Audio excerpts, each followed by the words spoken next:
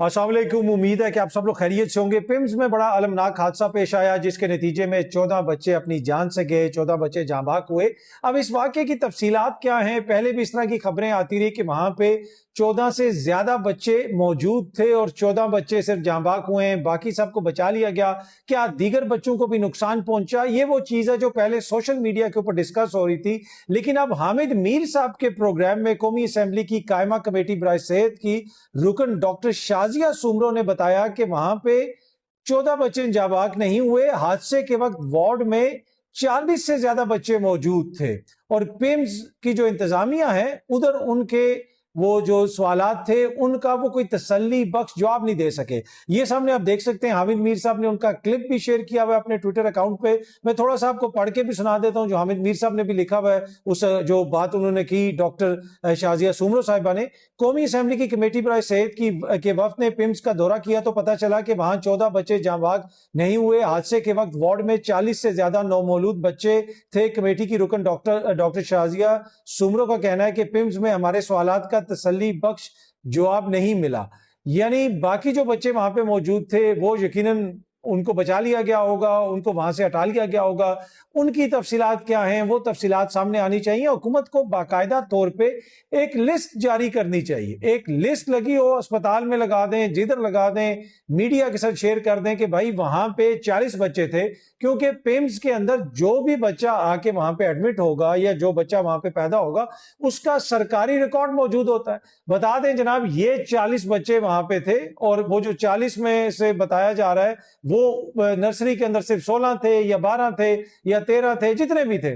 और इतने बच्चों की हम बात हुई है, ये उनके नाम है या उनके वालदैन के नाम है या वालदा के नाम है। और ये जो बाकी सारे बच्चे हैं ये महफूज हैं क्योंकि ये उस कमरे में नहीं थे या इनको बचा लिया गया, जो भी तफसीलात हैं। अगर इस तरह की लिस्ट जारी कर दी जाए तो ये जो इस तरह की चहमगोइयां हो रही हैं या इस तरह के खदशात हैं उनको दूर किया जा सकता है। लेकिन यकीनन ये काफी ज्यादा परेशान कुन है जब कौमी असेंबली की कायमा कमेटी बराए सेहत की एक रुकन ऐसी इंफॉर्मेशन शेयर करें और वो ये बताएं कि जनाब उधर तो बच्चे ज्यादा थे।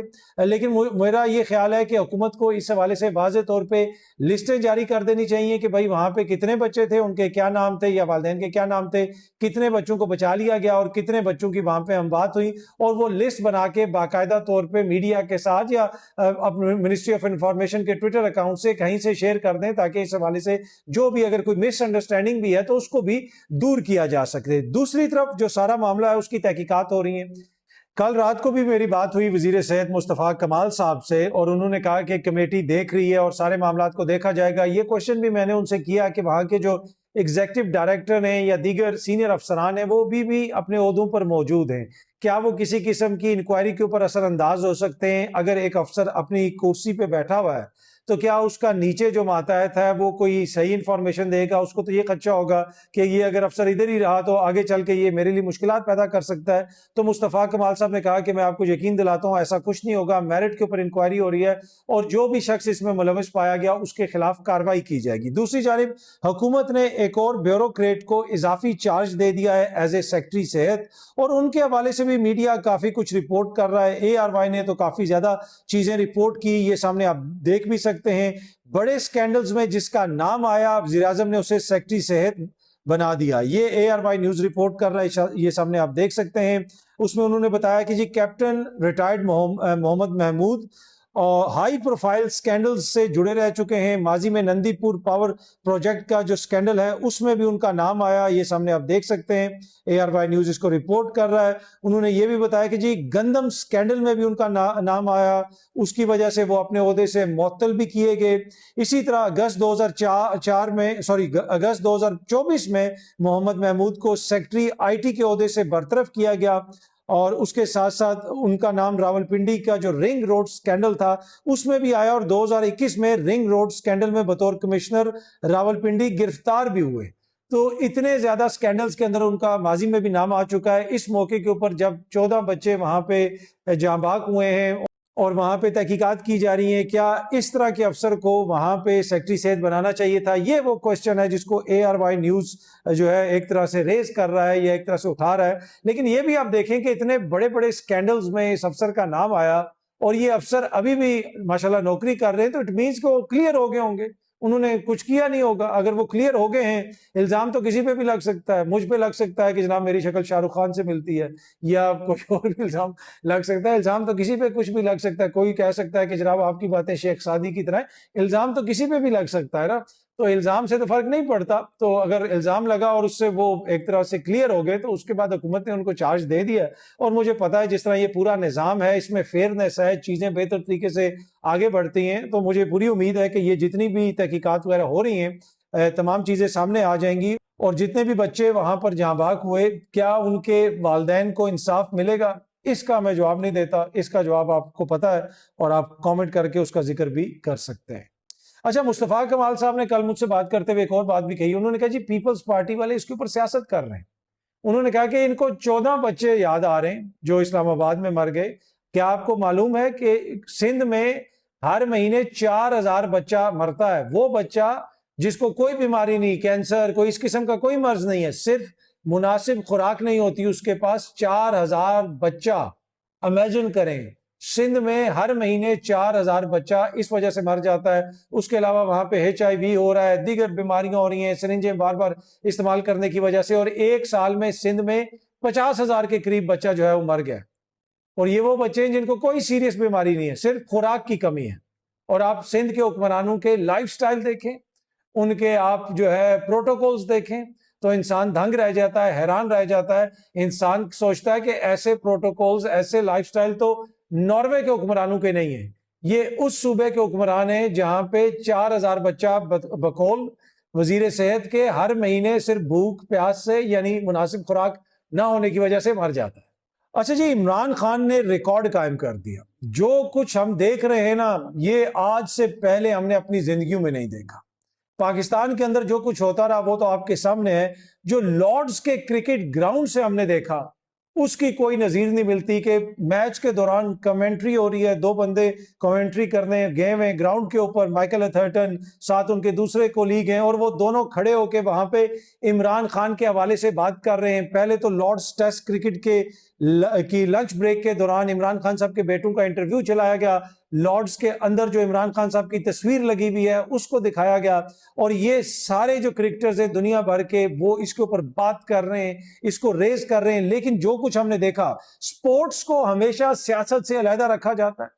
سپورٹس, اگر آپ کسی جگہ پہ جائیں نا, اگر آپ دنیا میں کہیں پہ بھی کرکٹ میچ دیکھنے جائیں, میں برطانیہ میں کافی دفعہ سٹیڈیمز وغیرہ میں گیا ہوں, اگر آپ نے کوئی بینر اٹھایا ہو نا, تو وہ آ کے پڑھتے ہیں کہ اس کے اوپر کوئی پولیٹیکل چیز تو نہیں ہے, کوئی ایسی چیز تو نہیں ہے. کیا لکھا ہوا آپ نے, اگر آپ نے اردو میں لکھا ہو تو انہوں نے ایک آدھا ایسا بندہ بھی رکھا ہوتا ہے, وہ آ کے چیک کرتا ہے, ہاں جی یہ کیا اس نے لکھا ہوا ہے, کوئی پولیٹیکل چیز تو نہیں ہے, کوئی پولیٹیکل سلوگن تو نہیں ہے. سپورٹس کے اندر یہ چیز نہیں شامل کی جاتی.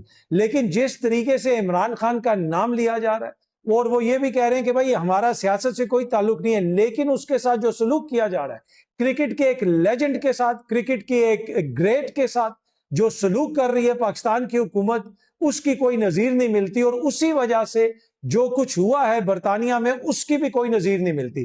اب یہ جو مرضی کریں, یہ الٹے جمپ لگائیں, سیدھے جمپ لگائیں, یہ جو مرضی کہتے رہیں, اس کی کوئی اہمیت نہیں ہے.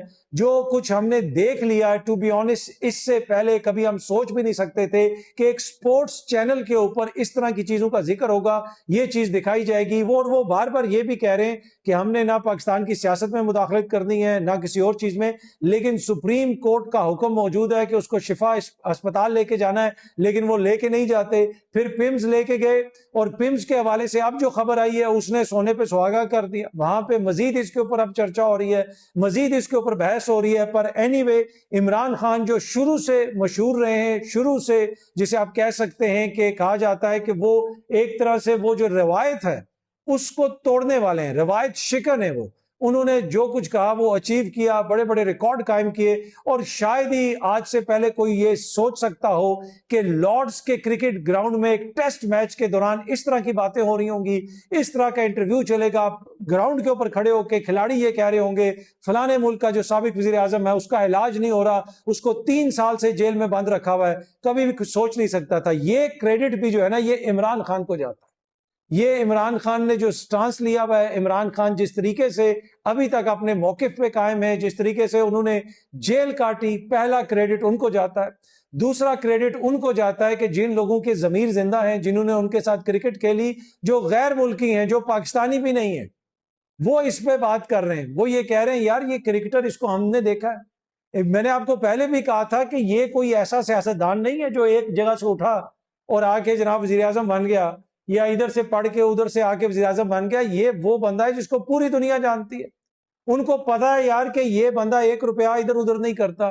جب آپ کسی کے ساتھ زندگی گزارتے ہیں نا، میں ایک اپنے پروفیشن میں ہوں، میں اچھا بندہ ہوں، برا بندہ ہوں، میں فائنینشلی کرپٹ ہوں یا نہیں ہوں، میں کسی کے کہنے کے اوپر خبریں دوں گا، میں کسی کے کہنے کے اوپر ٹاؤٹ گیری کروں گا یا نہیں کروں گا، یہ سب لوگوں کو پتا ہوتا ہے انڈسٹری میں۔ جو بندے کی ریپوٹیشن ہوتی ہے، ہر بندے کو پتا ہوتا ہے کہ کون کتنے پانی میں ہے، جس بھی انڈسٹری میں ہو۔ عمران خان نے اپنی عمر دی ہے کرکٹ کو، جن لوگوں نے اس کے ساتھ کرکٹ کھیلی اس کی مخالفت کی۔ ایئن بوتھم کو عمران خان عدالت میں لے کے گیا اور عمران خان وہاں پہ عدالت میں جیتا وہ سوئنگ کے معاملے پہ، لیکن ایئن بوتھم جو ہے وہ اس نے بھی پہلے بیان جاری کیا، دیگر انگلش کرکٹرز بیان جاری کر رہے ہیں، آسٹریلین کرکٹرز بیان جاری کر رہے ہیں۔ یہ سب وہ لوگ ہیں، ان میں سے مطلب بہت سارے ایسے لوگ ہیں جن کے ساتھ بڑا کانٹے دار مقابلہ کھیل کے میدان میں عمران خان کرتا تھا، لیکن ان کو بھی پتا ہے کہ وہ کس قسم کا آدمی تھا۔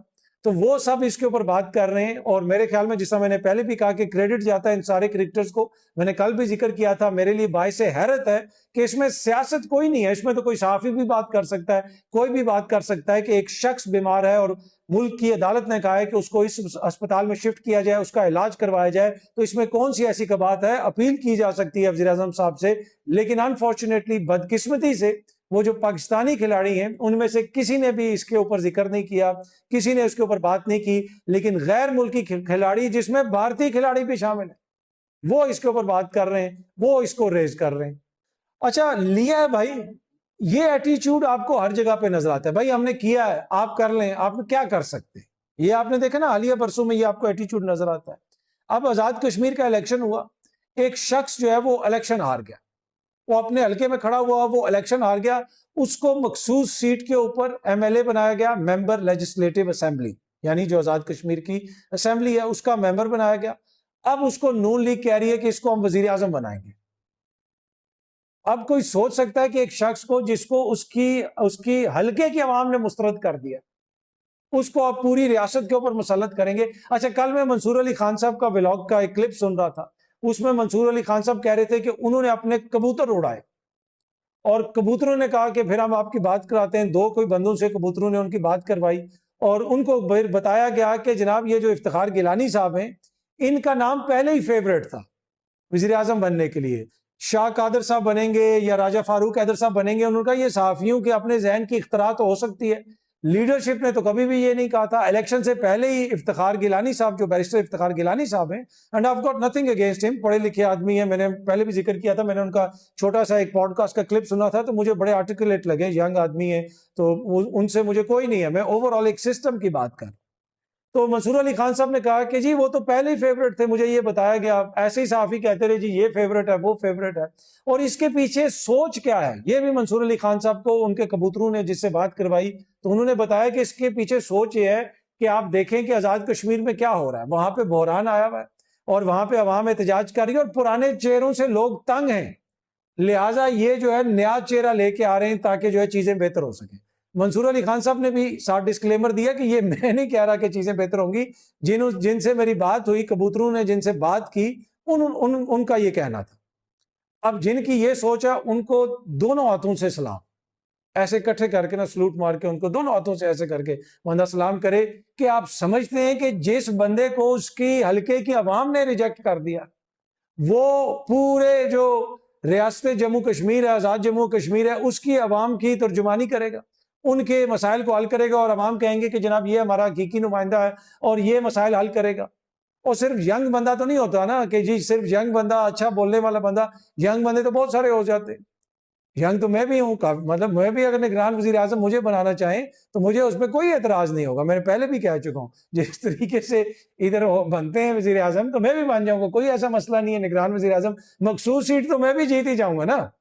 مخصوص سیٹ تو میں بھی جیت جاؤں گا، اگر میرے اپنے ووٹ نہ بھی ہوئے تو مخصوص سیٹ تو مجھے کوئی نہ کوئی جماعت جتوا ہی دے گی، اگر میں کسی کوئی جماعت مجھے قبول کر لے تو وہ اس طرح ہوتا یہ بھی ہے کہ جماعتوں کے ساتھ لوگ چل رہے ہوتے ہیں، جماعتیں ان کو ووٹ دے کے جناب کوئی سینیٹر بنا دیتی ہیں، کابینہ میں وزیر بنا دیتی ہیں، بعد میں کہتی ہیں کہ ہمارا کوئی تعلق ہی نہیں، جس طرح آج کل مصطفیٰ کمال بھائی کے ساتھ ہو رہا ہے۔ مصطفیٰ کمال بھائی پہ آپ تنقید کر سکتے ہیں، لیکن ایک بات تو ہے، ہر چینل پہ آ کے وہ بات کر رہے ہیں، آپ اسے کہیں صحیح ہے غلط ہے، صحافیوں کا سامنا تو کر رہے ہیں، اور دوسری طرف سے نون لیگ کے اندر سے لوگ ان میں سے کوئی ان کا دفاع نہیں کر رہا، کوئی کہہ رہا ہے جناب ان کا لہجہ درست نہیں ہے، کوئی کہہ رہا ہے ان کا یہ ٹھیک نہیں، تو بھائی وہ آپ کے وزیر اعظم نے ان کو بنایا ہے نا کابینہ میں وزیر، کہیں اپنے وزیر اعظم کو کہ ان کو ہٹا دیں۔ پر اینی وے، مذاق اپنی جگہ پہ، جو میں عرض کر رہا تھا کہ جناب ایک بندہ جس کو ریجیکٹ کر دیا اس کے حلقے کی عوام نے، اس کے ذریعے یہ آزاد کشمیر کا بحران ختم کریں گے، ایسی لاجک کو پھر وہ جس طرح میں نے کہا نا کہ وہ 10 سلام ہے، ایسی لاجک کو اگر کوئی یہ سمجھتا ہے کہ جناب اس طرح مسائل حل ہو جائیں گے۔ اچھا، خان صاحب کے بیٹوں نے جو انٹرویو دیا نا، اس کو ٹیلی گراف نے بھی رپورٹ کیا، اور اس میں انہوں نے یہ بھی کہا، خان صاحب کے بیٹوں نے، کہ Imran Khan sons have accused the Pakistani government of blatantly trying to kill the jailed former prime minister and cricket captain۔ ان کے بیٹے یہ کہہ رہے ہیں کہ وہ بلیٹنٹلی یعنی کھلم کھلا جو ہے ہمارے والد کو مارنے کی کوشش کر رہے ہیں، مبینہ طور پہ، مطلب یہ وہ الزام لگا رہے ہیں جو بڑا سنگین الزام ہے۔ انہوں نے اپنے انٹرویو میں یہ بات کی، اور ٹیلی گراف جو ہے اس کو رپورٹ کر رہا ہے، یہ سامنے آپ دیکھ سکتے ہیں۔ اچھا، یہ علیم خان صاحب کا بیان ایک چھپا ہوا ہے جنگ میں، کہ اچھا لگے نہ لگے نئے صوبے بنانا ہوں گے، جو ساتھ دے گا وہ رہے گا، ورنہ اس کو جانا ہوگا۔ اب یہ کون سا ایٹیچیوڈ ہے کہ بھائی either you are with us or you are against us؟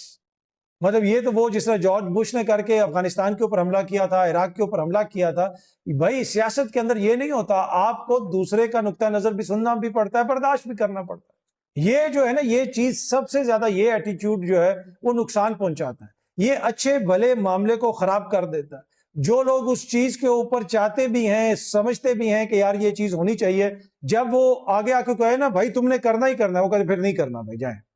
مطلب ہر بندے کی ایک نیچر ہوتی ہے نا۔